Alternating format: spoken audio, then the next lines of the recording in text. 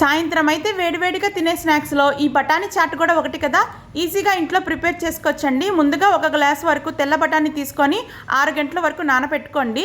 కుక్కర్లోకి వేసేసి ఇవి మునిగేదాకా నీళ్ళైతే వేసుకోండి. 1/2 టీ స్పూన్ ఉప్పు, 1/2 టీ స్పూన్ పసుపు వేసి ఒకసారి కలిపేసి కుక్కర్ మూత పెట్టేసి ఒక 4-5 విజిల్స్ రానిచ్చుకొని ప్రెషర్ అంతా పోయిన తర్వాత ఒకసారి బఠానీలు చెక్ చేసుకుందాము.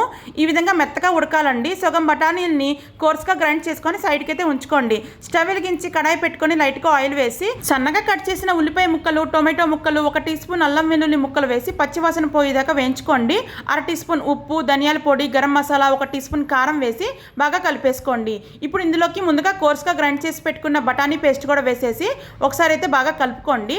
అలాగే మనం మిగతా సగం బఠానీలు ఉంచుకున్నాం కదా, అవి కూడా వేసేసి ఒకసారి కలిపేసి 1/2 గ్లాసు వరకు నీళ్లు పోసుకొని మీడియం ఫ్లేమ్ మీద దగ్గర పడే వరకు ఒక 10 నిమిషాల వరకు ఉడికించుకొని సర్వ్ చేసుకుంటే చాలా టేస్టీగా ఉంటుందండో ఈ బఠానీ చాట్.